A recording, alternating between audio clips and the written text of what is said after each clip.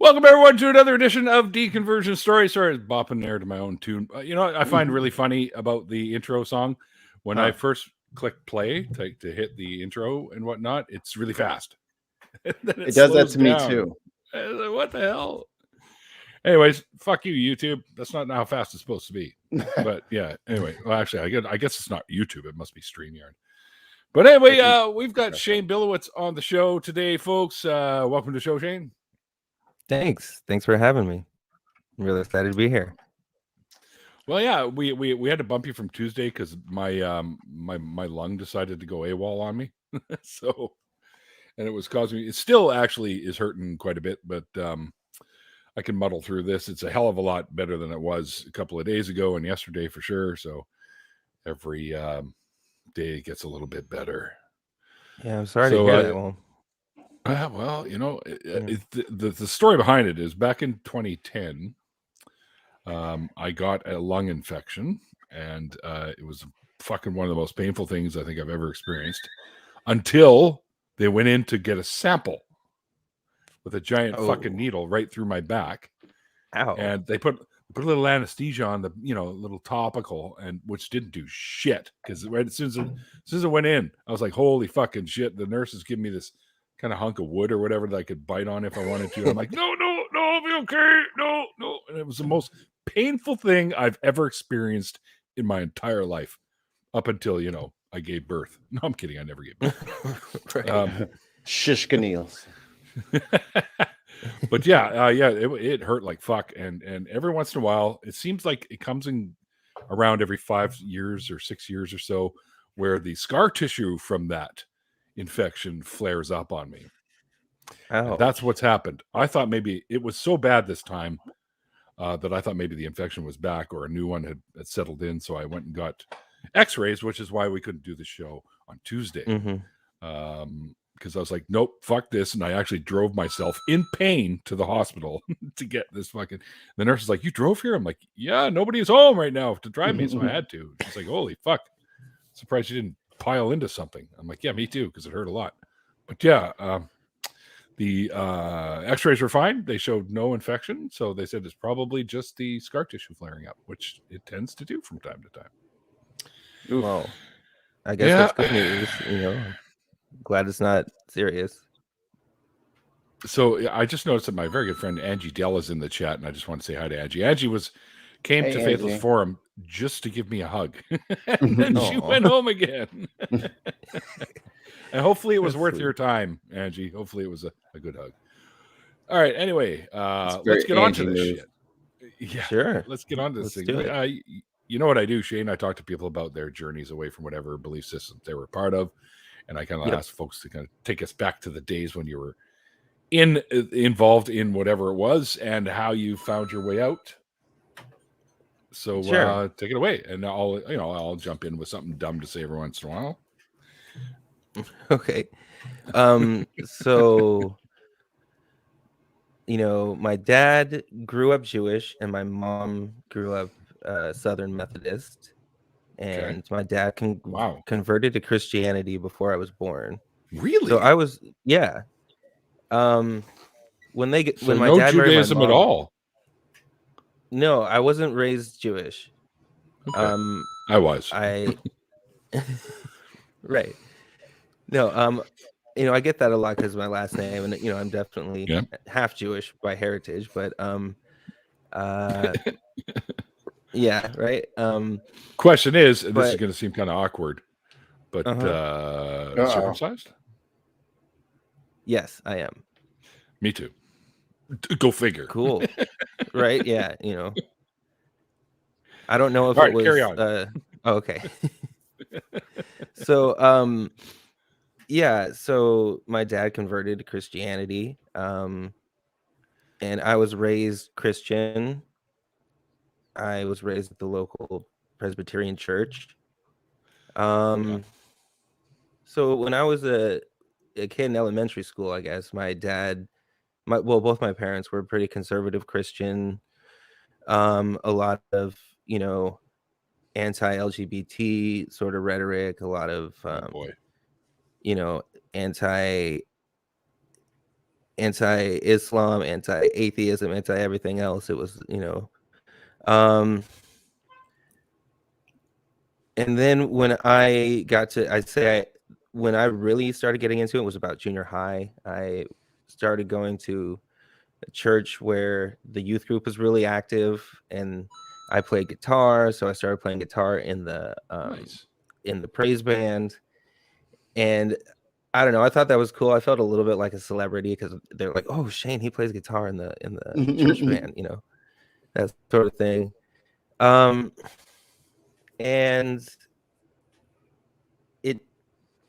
I don't know. I went to a lot of church groups, like, small groups, that sort of thing. We went to different camps. I lived in kind of a more affluent area, so we were able to go to like amusement parks or go on snowboarding trips. That was a big one where like every winter we'd go up to Colorado and they'd have a big snowboarding trip and the whole week. Snowboarding for Jesus. And it was kind of this whole like, hey, here, snowboarding for Jesus. Yeah. No, it was a way for them to, I don't want to say lure you in, but that's kind of what it was. They're like, all right, come have a cool, awesome snowboarding week with your friends, and then at night we'll talk to you about Jesus. But then in the next day we're gonna go snowboarding all day, and then at night we'll kind of mention Jesus and once or twice. Right. So and I was totally into it. Like all my friends. This was my social life. We were really I was going to small groups on Mondays, and on Wednesdays we'd have Young Life, which was this other like youth ministry sort of thing, and then we'd have I went to 2 church services because I played in the junior high and the high school band, which meant I get to get 2 donuts because they give you donuts before church. So sweet. But towards my senior year, I started having a lot of depression and anxiety, and so I kind of just, I don't know, stopped going as much, but I still believed, but I had a lot more questions. And what really kind of tipped me over the edge, this is kind of silly, but I was taking a critical thinking and logic class, and we were going over logical fallacies. And it was like every single logical fallacy, there was like a list, and it was like, okay, well, wait a minute, I do that. And then I do that one too, and I do that, and I do that, and it just kept going. And I was like, wait a minute, then why do I have any reason to believe? And that really kind of started getting the ball rolling. After that, my dad was always like a creationist, and telling me all these weird things about the Noah's flood. He had his own special theories about, I don't know, the way how the flood happened and the apologetics for it. And I just kind of was like, oh boy. Well, because like it's so ridiculous. You can't really justify it. But I just kind of went along with it when I was younger. I was just like, well, it doesn't make sense to me, but I just have to have faith. And then after the logical fallacy sort of thing, I was like, that's not good enough. I need some more evidence. So I started investigating that. I started getting into evolution. And when I studied evolution, I'm like, there's no way creationism is true. Like, there's so much evidence. Like, I don't know. I had to be honest. I was like, I can't believe this anymore, because look at the mountains of evidence against it and for evolution. So I would say those 2 things, like the critical thinking class and evolution, were kind of what drew me out of it. You're talking about like when you learned that stuff in school, kind of thing. Yeah. I mean, they went over evolution in high school, but my dad was always like, oh, don't really pay attention to it. Like, just kind of learn, to get the grades. But we all know what the real truth is. Wink, So, but when I started taking college classes, like college biology, that sort of thing, I was like, wait, this isn't what I was told. Right. What the fuck's going on here? Right. Yeah. And then it just kept so So for me, on TikTok, I talk about how there's a difference between deconstruction and deconversion. And the deconversion, like intellectual deconversion, where you no longer believe it's true, that came fairly quickly after I just, started studying that. But the deconstruction, the habits, the indoctrination that was, instilled within me growing up with this, it took a while. It took, a couple years actually.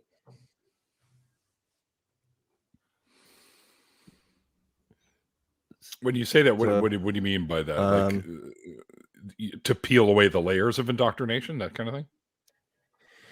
Yeah, like to change my issues on LGBT, because if I was like, well, if this is no longer a sin, then is this really wrong? Like if this isn't hurting anybody, that sort of thing. And well, it was never a sin. So right. Oh, okay. Well, but true. Some people like to proclaim that it is. I was taught it was a sin. Right. Right. The particular version of Christianity I was raised in, I happened to be born in through no fault of my own. But yeah, I started your deconstruction. There were two things that really kind of carried with me. I know the first one is kind of silly, is the fear of hell. Oh, I hear that a lot. I hear that quite a bit.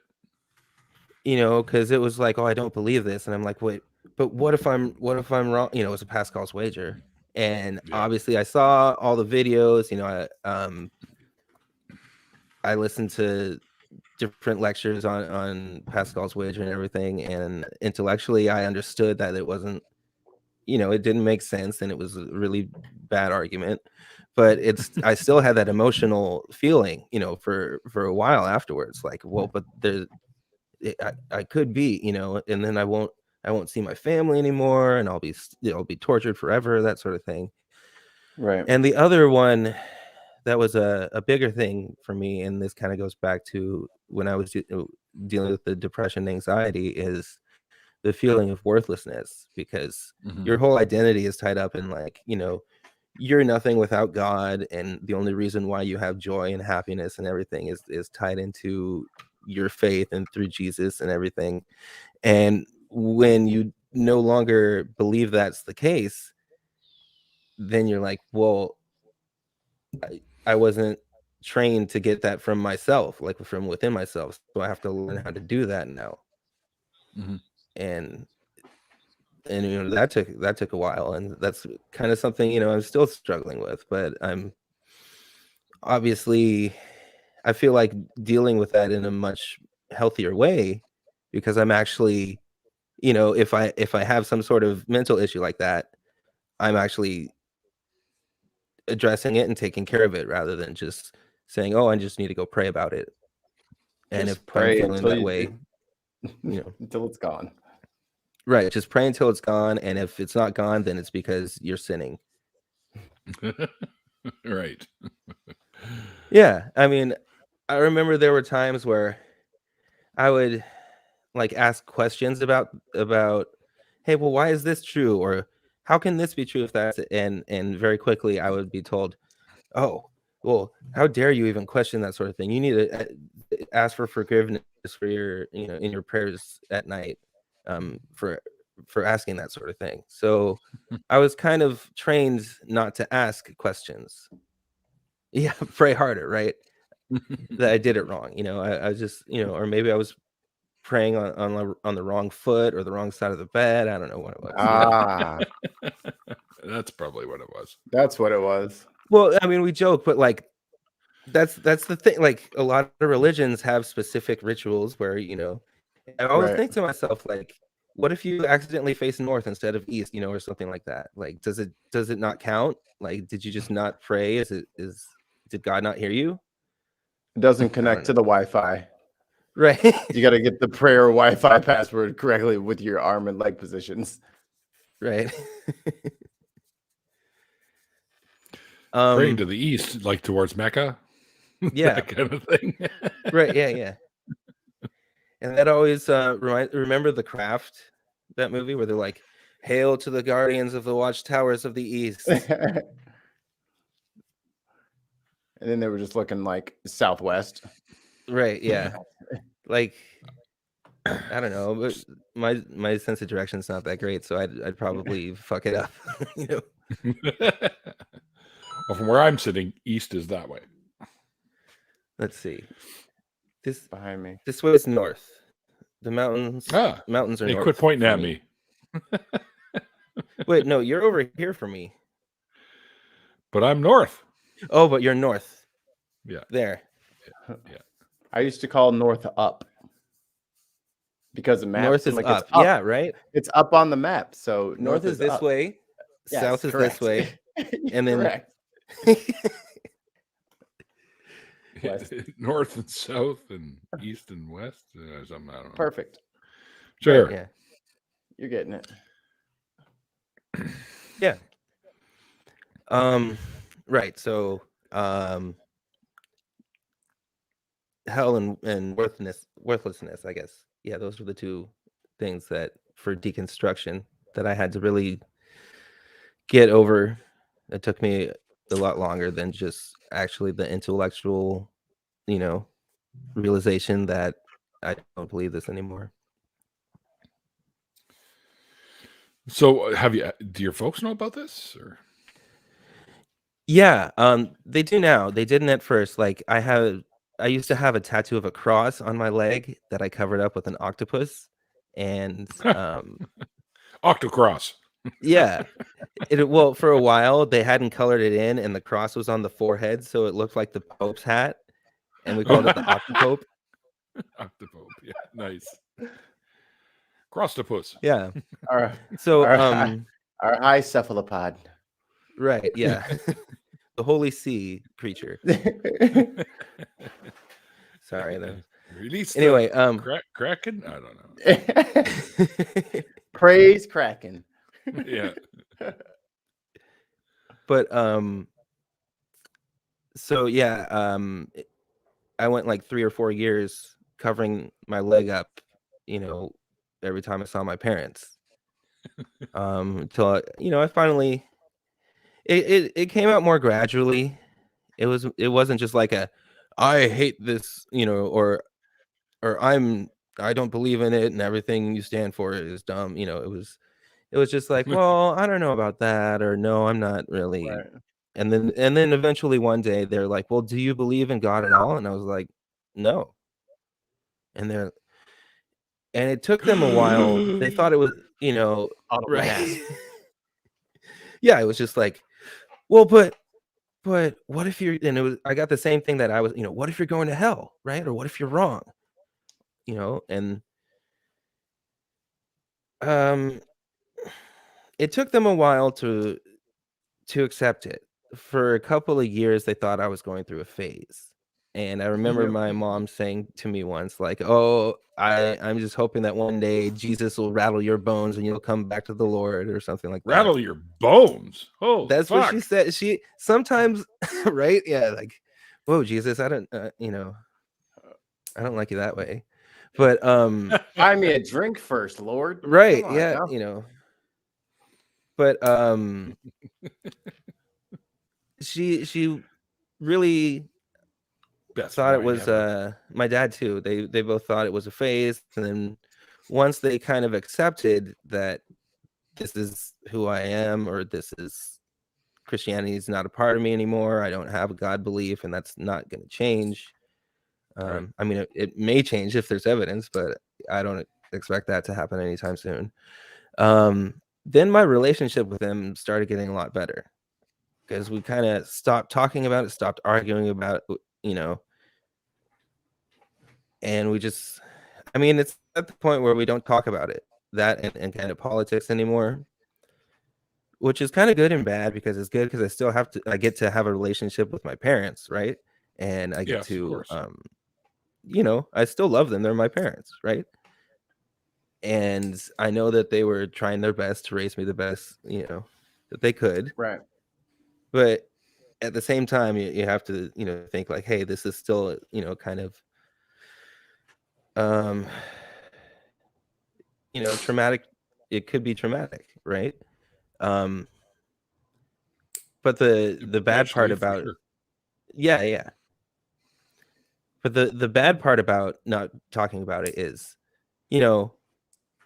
it would be nice to have that type of relationship where you could talk about these sort of things honestly without getting heated or without getting offended or That would be cool if that could happen, but it often right, derails, right? right. Very quickly. And that's why I really started, feeling more comfortable and more at home in the online community, is because I can have these sort of discussions with a lot of people that, some agree with me, some don't. And they, at the end of the day, for the most part, you walk away thinking, oh, that was a nice conversation. I'd like to talk to that guy again sometime, right? Yeah. But I mean, that in real life, at least in my experience, that doesn't happen. You get a lot of heated, like, anger and responses. Well, okay, my parents' side of my mom's side of the family is from Georgia, so they're a lot more, religious, I guess. I don't know. They're a lot more intense with their religion than the California Christian. This is actually a good question. So I kind of keep my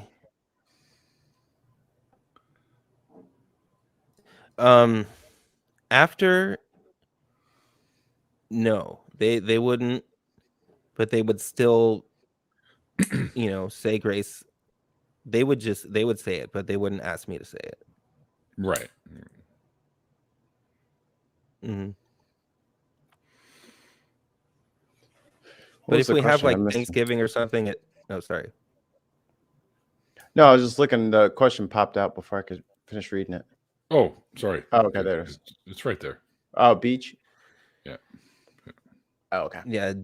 Do my parents ask me to say grace after I told them I didn't? No. They would say grace, but I wouldn't be asked to say it. And if I would have Thanksgiving or Christmas or something at my house, we wouldn't say grace.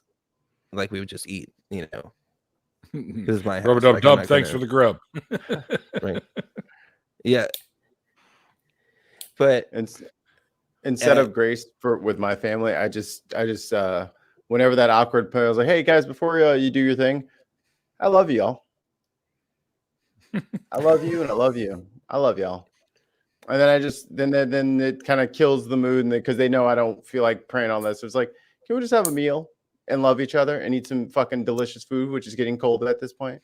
I don't need Uncle Charlie up there for 45 minutes giving a sermon about everything in the world. Meanwhile, my food is just over here dying in the window, chef. Dying in the window.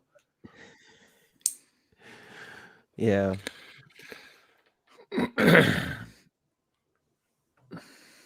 But go ahead. I'm sorry. Oh,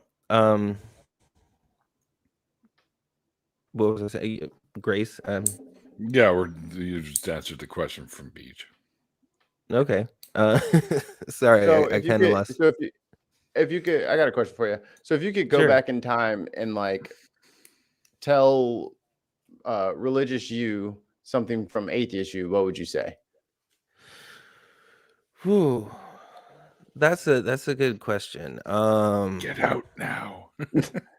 Right. I mean, religious me probably. I don't know if I'd listen to atheist me. Well, I would probably. I would try. How many questions do I get? Like, can I use street epistemology? Well, you can just talk to him. Like, what would you say if you had a conversation with you? Yeah. Yeah, I mean, and epistemologically, if I was able to have a conversation, I would use street epistemology, because I would know that that's what would work on me. Right. Because that's kind of what did, I kind of forgot to mention that. Yeah. As I was deconstructing or in the process of, asking questions and wondering if this is still true, I started getting into videos of debates on YouTube, and I found Anthony Magnabosco's channel, and I started watching that like crazy. And I he's was awesome. like, yeah. And his style and his with the whole super fucking nice guy too, by the way. Yeah. Oh, I'm sure he is. So the style that he approached people and the whole process of street epistemology in general just really clicked with me. Mm-hmm. And it really kind of exposed my thinking, because I would kind of take the place of the people that were in the video and think like, well, what if he asked me that question? What would I say? Mm-hmm. Cool. And that pretty quickly, I think that sped up my deconversion process a lot. So I would have that sort of conversation with myself. If I met my, like 19-year-old self, I would ask myself all these street epistemology questions and have that sort of conversation. Well, street epistemology is basically based on the Socratic method. Yeah. Mm-hmm. Socratic method is when you question, everything you think and believe and stuff like that, and find out whether it's worthwhile to continue or not, or stuff like that.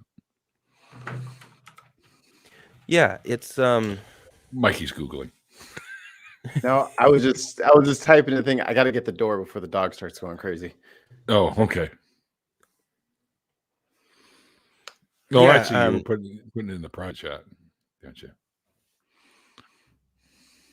Yeah, so I think that would really work on me, because maybe it's just me, but I don't like, and I don't learn very well when someone just kind of tells me things like, here's this, here's that, here's that. I feel like I understand it. Get your hands in there kind of thing is what I like to do. Yeah, like, if I'm if they're asking me questions so I can come to the conclusions myself, then I feel like I understand the concept better than here is this and let me memorize it. And I mean, I kind of would bug at school. I would annoy my classmates because they, the teacher would just be like giving a lecture, and I'd ask questions to be like, well, why is this true? Why does that? And then all my other students were just like, just memorize it, just write it down. Like, stop asking questions. It was like, this is how I'll remember it. This is how I'll know, this is how I'll learn. What you doing, Mikey? You're the only Mikey here. I got Taco Bell. Oh. Ooh, so that's why you had to get the door, huh? I generally run for the border. I generally eat very healthy, good food, but God damn it, I wanted some Taco Bell today. So I feel like with Taco Bell, they ask you what kind of sauce you want. And then when you tell them, like, oh, I want fire sauce. And then they just throw all sauces in the bag anyways. And you're like, why'd you bother asking me? You're just going to put them all in there. Me too, Faye. Me too. I wish I had a cookie. Yeah, that'd be I had cool. a cookie earlier. That's why I'm needing Taco Bell. Yeah, they never pay attention to your order. It's like, can I just get that with like no lettuce? And they're like, yeah, no lettuce? No problem, man. I got you. The whole bag is filled with lettuce. There's none on it. Oh, didn't you say extra lettuce? Right. No, it's just tortilla and lettuce, and they just roll it up. It's a feed bag full of lettuce. Inside the bag, not even inside the wrapper, inside the tortilla, just in the bag. Just throw handfuls of lettuce in there. Wrap that bitch up in his hands. He's like, I don't know why I talk. I don't even know why I talk. No. Got you on the extra lettuce, bro. It's like, no, I said no lettuce. Yeah. Oh yeah, that's right. Yeah. Look at Dave. He's already pushing his new book. I've got the first one, the Fantastic Fallacies one, and he's got a new one now. It's coming out. Is that like a Or is that- superhero book? It's out now. No. Fantastic Fantastic Fallacies. There's like, fallacies. yeah, it's like the Fantastic Four, but there's like what 11 or 13 of them. I may have Well, just I'm stumbled actually- across something. I'm looking forward to part 2. It's buried here in my bookshelf, which is actually a shelf made out of books. Oh, so it's a bookshelf in more ways than one. Exactly. Neil's coffee table is frozen coffee stacked in bricks.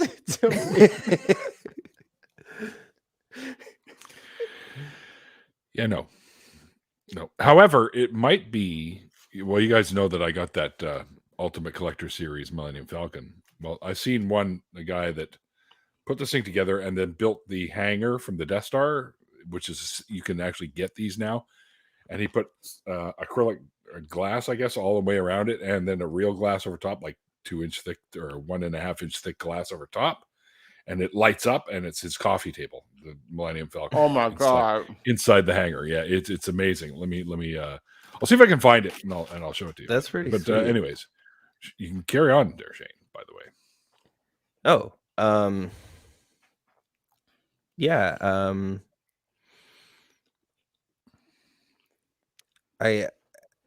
I mean, besides Anthony Magnabosco, I also got into. I feel like everybody kind of had their stint with the ACA videos where they binge watched a whole bunch of the Atheist Experience. Mm-hmm. Yep. Like, I remember watching it. It was when I started watching it was before they had their own YouTube channel, and you had to go to the ACA website to watch the web stream live. That was back when like Jeff D was on. Yep. And everything. So I mean,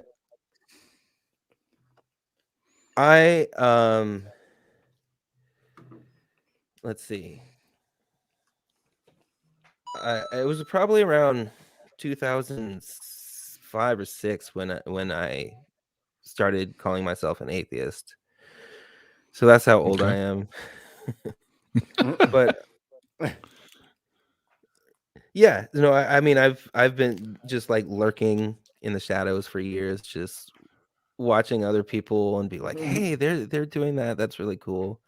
And then after this pandemic, it all just kind of a lot more people were doing things online, and what really kind of kicks my ass into gear to kind of start doing some things was Pasta Mike started a group called Normalizing Atheism, and I was like, yeah, let's do that. Like, let's show everybody that atheists are just normal people that are into normal things, that we're not weird crazy baby eaters or yeah, exactly. Speak for yourself.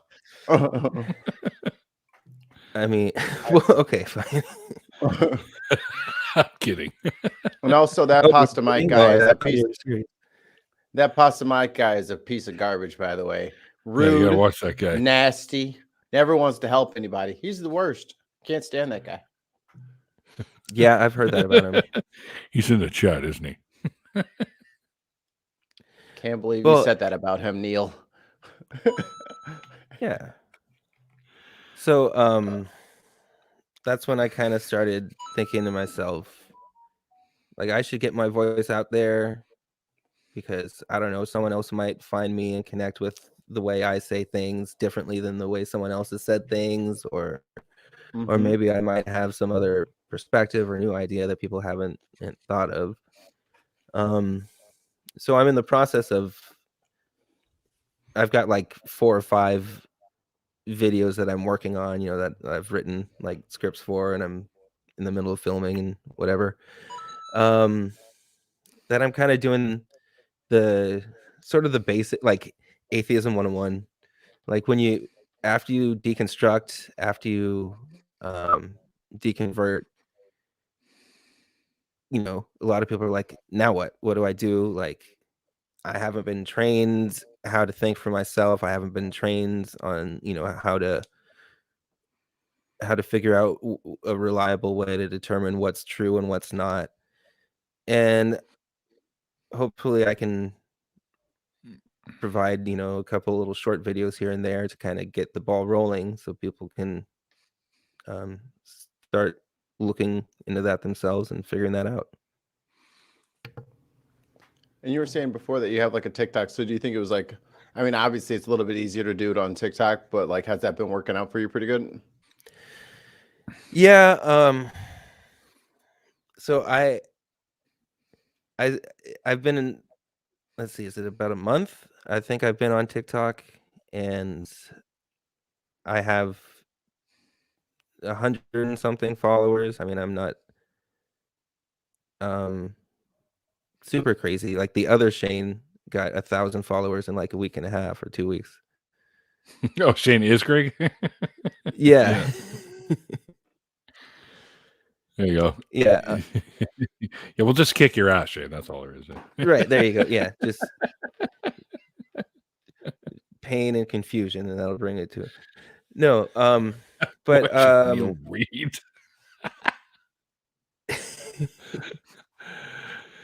So I wasn't reading though, but I feel like Carry on. TikTok is easier to get views, and I don't know, the algorithm and stuff. And it's definitely a lot easier to create content, because if you just have like a thought or idea, you can just record it in like a minute. Yep, You blurt it don't- right out. Right. And you don't have to spend all this time editing and doing that stuff, which I'm still, really learning how to do. So what I've found for TikTok that's really the way to do things is you find someone else's profile that is like really popular, got tons of followers, and you get one of their more popular videos, and you just do a duet where they say something, and then you just make faces and go. Is that all you got to do? Yeah, pretty much. Like Those are about this all wrong, Neil. those are my more popular videos, is where you find someone else's video who's really popular, and then you like say something else, like they call it a stitch, where you just put 5 seconds of their video and then you talk about it. And those are the ones that always blow up, and the ones that I do myself, they're okay. But I haven't really. I've seen like 5 the on there. stupidity of TikTok, right? There's like this whole sub world of TikTok that's just like, oh my God. And I don't. Oh, yeah. I just have like, I know that if I just jump in there and start arguing with everybody and replying to all these videos and doing all this stuff, that'll really boost my followers and my numbers and everything. But I don't know if I want to do that, at least not just yet. Wait for it. There'll be plenty of crazy people left. Yeah, that's true. Plus, I've got 2 kids, so I'm just kind of doing it at my own pace right now. That's right. You used to have 3, but you ate the other one, right? Yeah. Uh-huh. Just kidding. As soon as he became an atheist, he's like, you got Big in my one. belly. keep your religion, but let me keep your baby. I want my baby back, baby back, baby back. Ribs. Oh, fuck, that's funny. It's like that meme that goes around atheism, and it's got the guy eating a baby in a giant sub Sandwich. Yeah. Yeah, it's so fucking funny. I didn't know they had those at Subway. I'll be right back. Whatever happened to Mike Myers? He kind of just disappeared, right? Well, he was doing He's doing Disney stuff. see now Pasta Mike's here. It's like his ears. Oh, are now burning. Pasta Mike's here. Yeah, tell him what you said earlier, Neil. What I said. Oh, I see. Mhm. I see what game we're playing now. I got Mikey your back, had Mike. nothing Don't but worry the about best words for Pasta Mike. Mhm. Yeah, the best nastiest words ever. The best Choice words. words. His words were the best. it. I had choice words for Mr. Pasta, if that's his real name. Yeah. I felt myself kind of starting to go into a Trump impression, but then I realized like I'm terrible at it, so then I backed away really quickly. So glad he's gone. So glad. I have So- no idea who that is, Beach. Who the hell's Chrissy Stroop? I don't know who that is. Another Chrissy person that talks about Stroop. deconstructing. No, I haven't heard of it. I'm not really active on Twitter. I mean, maybe I should get more into that. Sure. But just let me fill these guys in on what Mike Myers has done recently. They tried to reboot the show, The Gong Show, and Mike Myers was the host of it. He played a character for the show. So then The Gong Show. Yeah, The Gong Show, which is old. Really? Was it Chuck Barris used to be the host of that back in the 70s or 80s, right? Mm-hmm. Oh, Nice. whistle. Mando's coming. No, it's my phone. Copyright. Oh. Yeah, it's my phone. Stream You have to unavailable. relax. I can't help that. The bots are going to get you anyway. I don't Yeah. recognize the number, so I'm just going to let it go to phone. Let it go to voicemail, and we'll see what happens. I'm trying to reach you about your car's extended warranty. It's probably one of those ones. I'll get them once in a while, and I'll be like, oh, "Okay, what's this now?" And I'll answer it, and they'll hello, and then it just starts blaring off in Chinese, and I'm like, "Okay, well, I don't speak the language, so bye." So Yeah. get out, Neil. They found you. just let it go to phone. Quill, it's already a phone. I mean, that's what you said. I don't see any of his recent stuff. Let me see. Let me check IMDb. I'm still checking out on Mike Myers because I guess wasn't there like 80,000 Shreks? Yeah, I think they were on like Shrek 19.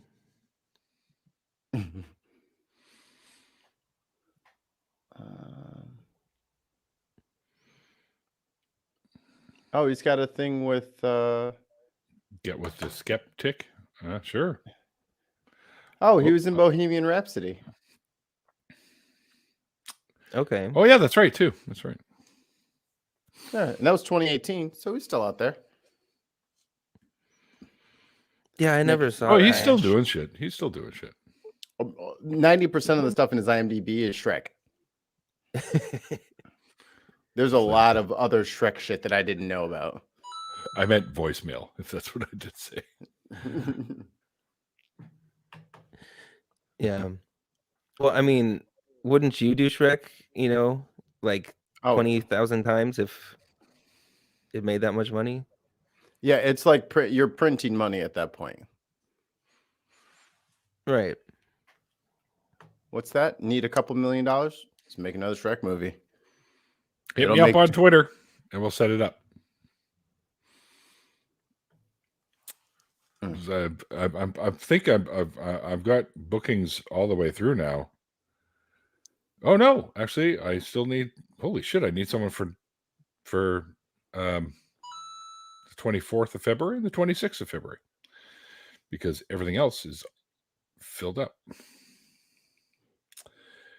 Right, because I'm doing. This is the last show sorry. Saturday is the last show until the halfway through February. I'm taking a break for a couple of weeks. So Yeah, I'm burning myself cool. out, man. This is what's you're not going on. You're not getting any younger, Neil. What? What is this? What? Oh, where is it? Where is it?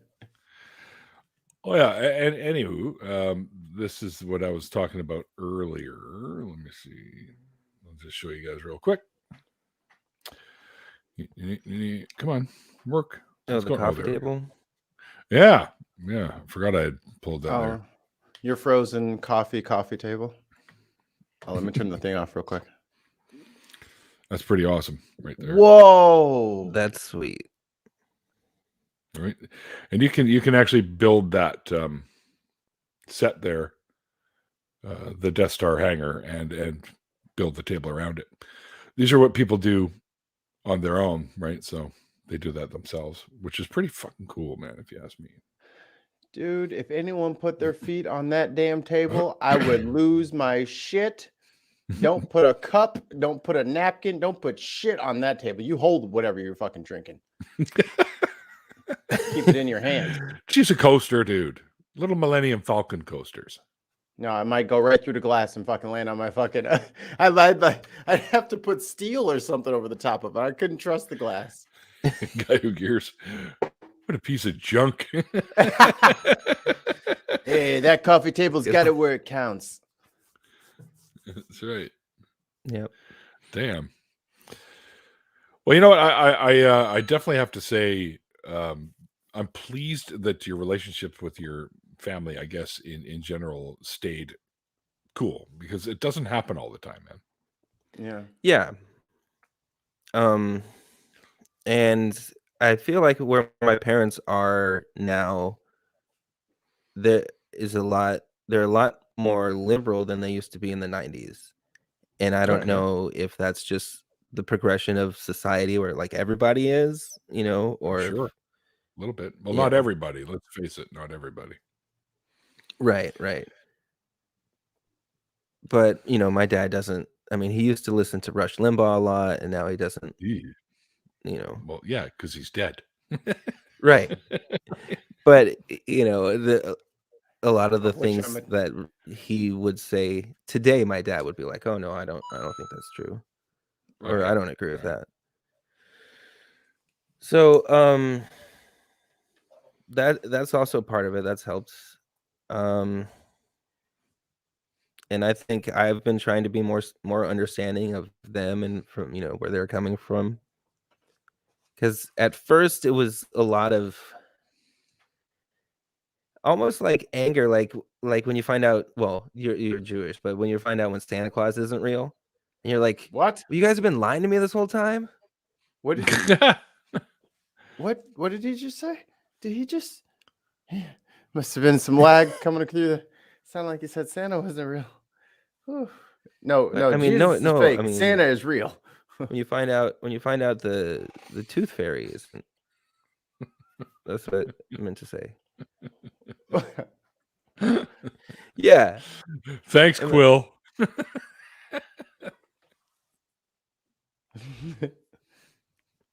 He just really isn't putting out content anymore. Yeah. Lazy bones. But yeah, I've been trying to be more understanding of their perspective and where they're coming from, which is something you were there once, right? So yeah,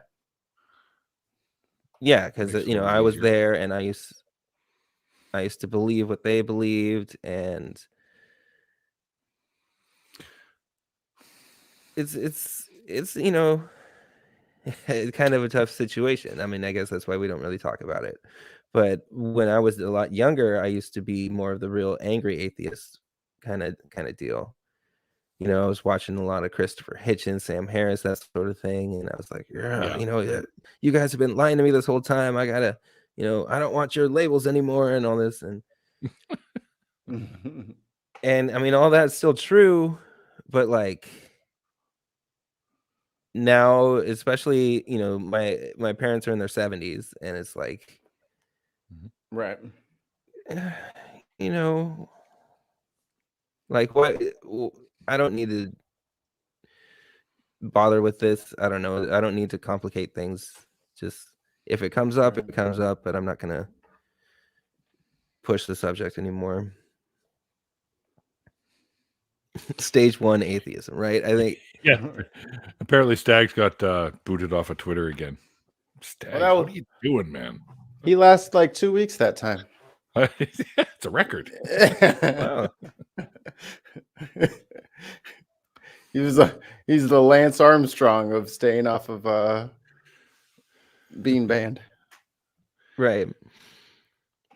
But yeah, I feel like most atheists, or a lot of them, go through that because it's okay. It's because I said, thanks, Quill. He says, you're just mad because I'm the only reason you have to pay attention to the Twitch chat. At least I got somebody watching on Twitch. Thanks, Quill. Well, Yeah, Twitchy. StreamYard does it for you, so you have them all in one thing. Yep. I broadcast this on 3 platforms. That's cool. I need to YouTube start and- playing around with that. I want to do live streams of like me just playing guitar. That'd be 'Cause cool. why not? I'd watch that. I'd watch. Yeah. Fuck yeah. I bought a tiny little orange amp. Awesome. Oh my god, that is That's so adorable. See, Cute. look, it's this little amp with a Oh. little 3-inch speaker in there. What's the sound like out of it? It's not bad. It's a little dry. There's not really much reverb, but other than that, it's pretty good. Very You know, it's got that classic kind of 60s, 70s fuzz kind of distortion thing. nice. What- Nice. Classic rock sort of deal. I also have a Vox, like a combo amp, you know, like just one. Oh, there you go. Ah, Awesome. Also very cute. It's got one little baby tube, and it's It's a the little lunchbox. I don't have one. My Mesa Boogie half stack is sitting right here too. Also, oh, Mesa the, Boogie's great. the jealousy Yeah. inside me grows. it's old though. I got that when I was like a senior in high school, so it was 2004. Yeah, I used to see those at Guitar Center. Like one day, one day. Well, I've got a Lego Millennium Falcon. Oh, the Oh, Star I Wars just picked this Falcon. up too. Yeah, I just picked up the Imperial Droid yesterday. Oh, Oh, that's pretty sweet. Yeah, this is really cool. And of course the Cantina that I got a while back. But yeah, that's Oh, look, Stags is bragging now. oh, I have an orange, but it's not that good. A little orange envy going on over here. He's saying his is bigger than mine. That's right. All right, fair enough. It's you know, you know, mine still gets sizes the and job done. everything. It's It doesn't have to be the biggest to be the one that works. That's right. It's not the size of the wand; it's the magic it holds. I don't know. It's not the size of the pen; it's how you write your name.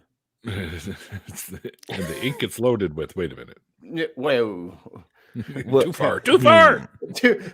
Turn back! Turn All right. back! We have officially Let's turn derailed. this car around. Yeah. We'll Welcome turn this to show around. Neil the 604 Atheist on Pornhub. Right. After hours. Neil after part of the- dark. Mm. Yeah, no, I'm not doing Put the babies to bed. If you're done eating them, it's time for Neil's after hours. But yeah, I was thinking if I just find some backing tracks and just start jamming. I don't know. that. Jamming's awesome. Have you heard of Polyphia? Yep. I bought their instrumentals and like all the Guitar Pro tracks for it. I think it was Okay. like 20. It was like $20 or something. I cannot play like that guy. Well, yeah. Tim Henderson is a fucker. Like the dude hangs out with Herman Lee regularly on Twitch, like at his house. Like dude's on a whole different level. But Well, he does the weird. He has like the craziest extended technique. All that guy, and there's some. I don't know. Where they're like, bing, bing, boom, bing, Yeah. tickety, boom, boom, pew. It's like just a bunch doesn't of- even. It doesn't even doesn't- look like someone's playing. Like it looks like someone. It looks what people who don't know how to play guitar look like trying to Right. play guitar. Like when Like they, when they do it in pick up movies, guitar, they're someone's just like pretending. Yeah, but then he has like this ridiculously complicated, beautiful music coming. I'm like, quit Yeah. doing everything at once. Strum, damn it. he'll like pull off to a harmonic, and then the next note will tap over here with like 3 fingers, and then down to, and it's just like Hits the whammy What? pedal, hits the top of the frets up there, like over in the tune and the tuners. Dive bomb. It's like, come on, dude, relax. Save some guitar for the rest of us. Right. Have you ever seen like, you know, like a guitar player where you're just like, well, I just might as well quit. Yeah, just put it down. Like, Yeah, that was like Alright. Yngwie Malmsteen. My buddy was just Yeah. like, well, fuck it, I give up. like, Yeah, do you guys know what's the who point? Bumblefoot is? Yes. Yeah. do So not. I remember like one time I was trying to play one of his solos, and my guitar exploded. It just spontaneously erupted. Yeah, it was just like, no, this is just too much. It just. But I mean, that guy, like, holy shit. Who does Bumblefoot play for? Is he like a solo act? No. He's a solo act. He was in Guns N' Roses for a while. Yes. He was. Oh, I thought he was still with them. I guess Is he secretly he was, Buckethead? he was a No. studio musician as well, and he's played with not in the band technically, but he's played with like the Chili Peppers. He's played with Mhm. GNR, of course. He's also played with LA Guns. He's played with I think he did a little stint with Korn, even, I believe. So he's I'm also not in sure. in this super group called Sons of Apollo. Yes, that's the one I couldn't think of. Thank you. Yeah, Which is really good stuff. Do you know who they are, Mikey? Mm-mm. So it's Dude, Mike look 'em up. Portnoy, who was the drummer Yeah. from Dream Theater, Billy Sheehan, Bumblefoot, and then Jeff Scott Soto as the vocalist. And what were they called? The last Sons of Apollo. Sons of Apollo. Yeah, they're like crazy prog, you know, metal. Bumblefoot is like a mad scientist wizard. Yeah, like I'm looking at this fucking guy. Like, do you need 2 necks? Like, that's the shit I'm Oh, talking come about. on. They've One been of doing them's that for a fretless, though. long No, time. I don't care. Stop. Play one guitar at a time. I shouldn't have to tell Why? people this. You have to leave some room. Like, dude, don't show us that you play that. Just do the music video with a single neck or something. You just depress us, Neil. Cheap just Trick where they had the 5-neck guitar. Or what? You never saw that? Michelangelo Badio. He had the Yep. 4. Steve Vai has one too. Yeah. He just Where he spins was- it and plays a different one. Yeah. Yeah. See, Or he'd like Lord, cross that's his hands and like play it like this. at first time I saw Michelangelo Badio, I thought, oh, there's no way anybody's can play fast. And then now there's like 87 guys on YouTube that are just shredding 10 times as fast, and it actually sounds good. I'm like, I don't know what. There's a bunch of mutants running around here learning how to play guitars because this stuff is insane. Yeah. Makes you want to just give up. Makes you want to just play bass. No, actually, I've found a lot more work as a bassist than as a guitarist. Bass players are hard to find. Good ones are hard to find. Because all the We good bass finally players found want one us. for our band. Oh, that's cool. Yeah. Yeah, all the On my good way, Neil. bass players, they want to switch to guitar. Yeah, well, he can play guitar as well. He actually builds guitars from scratch, this guy. So What is that? A Oh, cool. luthier? Is that what that's called? Luthier? Yeah. I think so, yeah. So Bumblefoot's real name is actually Ronald Blumenthal. Blumenthal, I think. Yeah, Ronald Blumenthal. But his nickname is Bumblefoot. So And he goes by Ron Thal. yeah, Thal. They just ditched the whole Blumen thing or whatever. Well, I have a cousin who dropped the ITZ. So he's I forgot his name, his Billow? first name, but it's Billow, right? And my dad always says he lost his wits. Oh, Ah! That is a dad joke if I've ever heard one. So Bumblefoot apparently also played for Asia, the band Asia. Oh yeah, yeah. And their arch Well, there's nemesis, like two Europe. incarnations of Asia, right? They like split up, and they're like, there's this Asia and like this other guy's Asia, and they're both like, you know how bands do that sometimes. Yep. Like Queensryche, where you know. I thought he played for LA Guns, but he hasn't. It's Art of Anarchy. I was probably thinking of Asia, Silver with a C, Guns N' Roses, Lita Ford. He played with Lita Ford, Salem, and Sons of Apollo, which is the current band he's in. So there you go. Wikipedia is your friend, because I couldn't remember the names of the band, that fucking name, and I kept thinking it was LA Guns, but it wasn't. Good old Tracy Guns. Yeah, I'm looking at this dude. I don't know, man. I'm already starting not to like. I'm starting not to like him. I can look at him and tell he's really good, and I'm jealous, and that's what that is. And I'm not ready to deal with that yet.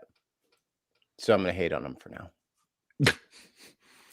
Ollie, come on, man. Everyone's heard that fucking joke. Oh, okay. Well, what about this one? What do you call a fish with no eye? Yeah. Okay. Y'all are weird. Yeah. You guys are. How did you? I've never heard that before. By Beach. Okay. Later, what do you say? I think we've gotten into sort of topics that we can do on an after party. So why don't we just do that? Let's get into an after party. What do you guys say? Now, folks, we will take a bit of a break between the two shows, so you can hang out in the chat and wait for us to get going there. And my phone is going nuts because it's pretty much on the hour and everything pops up on the hour. So that's why all the coins are going on. So you're probably all drunk. Yeah, Lita Ford was great. So we're going to do that. If you're interested in being a part of the after party, just let Mikey or myself know through one of the platforms you follow us on, and we can send you a link. Also, Shane, Matt, thanks for joining me for tonight. I really appreciate you doing that and being bumped for a couple of days too, which helped because I'm feeling all right now. There's no pain currently, but oh, that's good. You never know. It kind of comes and goes. Like it just comes for a wave for a bit, lasts like 20 minutes where I'm just like, holy fucking shit, this hurts. But I can grit my teeth and get through it. So, well, I'm glad to hear you're feeling better. Yeah, thank you so much for having me. I'm one of them tough Canadian guys, right? So, right. We all walk around like lumberjacks and shit. So, put a little moose shit on it. I'll be better in the morning. Little beaver dung, then I'll take her. Maple syrup. Good on there. Yeah. Little maple syrup. That's the secret. Some pine needles, maple syrup, and beaver dung. And you just rub it on everything. And get rid of it. It cures what ails you. And if you can, what helps it heal even quicker, but it's really dangerous, is you got to get some venom from the cobra chickens.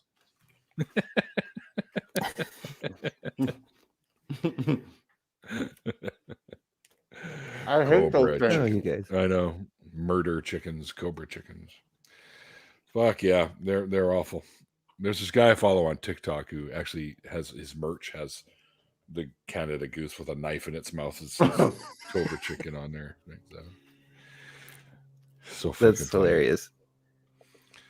But then you watch Letterkenny, and he's all about honoring the Canada goose. And I'm like, yeah, okay. There's one thing about the show that I'm like, yeah.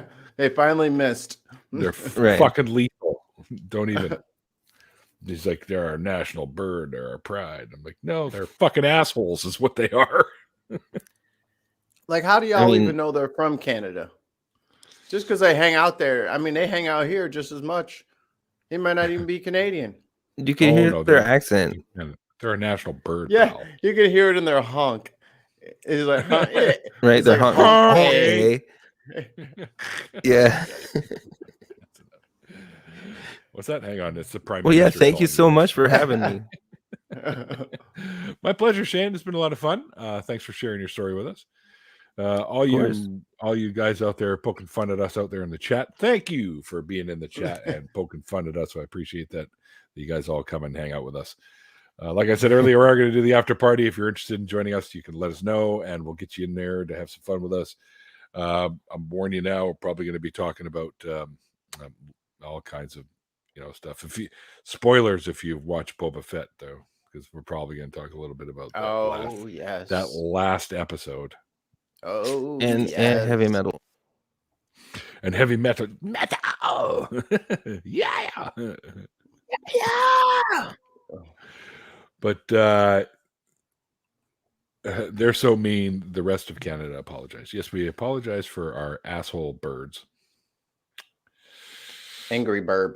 The original Angry burb. Yeah, the original Angry burb. Yeah. Oh, fuck, I need a t-shirt that says that. Hey, that's not a bad idea. Right. I know. Soon, Dr. Ben, get to it. Putting that in our merch store pretty damn soon. Yep. Murder or Cobra Chicken's the original Angry Bird. All right. Let's do it. Thanks to my patrons. You guys are awesome. Without you guys, the show is really wouldn't happen. So thank you guys. It's not Bob Fett. Burba Fett. Burba Fett. Burba Fett. Put the Mandalorian armor on a Cobra Chicken. Yeah. Burba Fett. To solve the issue of me having to go through all the other shows I'm on, there are links to all of them down in the description box below. So check them all out. You can see me in multiple other places. And there's also a link to the after party there. There's also lots of links to follow Shane around if you want to, including his YouTube, Twitter, and Facebook. And Mike. Anyways, yes, right. There's a link to the Bin podcast as well if you want to check out what Mikey does when he's not hanging out with me. Lots of pornography. Wait, what was the question? Wait, what? How to keep fit, I think is what. I'll take. What do I do on Saturday nights for $100, Bob? Or Alex, I should say. I read the word Bob in it. Never mind. Anyway, let's get the fuck out of here and get into an after party. Thanks, everybody. No, I'm not going to say atmosphere. Damn it, I just said atmosphere. Hey, you got it. Oh, yes. Well, I haven't got to that point yet, for crying out loud. I thought you were going to hit the button. That's why I was like, stop. I am going to hit the button, but just hang tight. It's okay. Like the little ticker tape there says, the late great Christopher Hitchens once said, it's called faith because Mikey's an asshole. And we'll see you guys next time.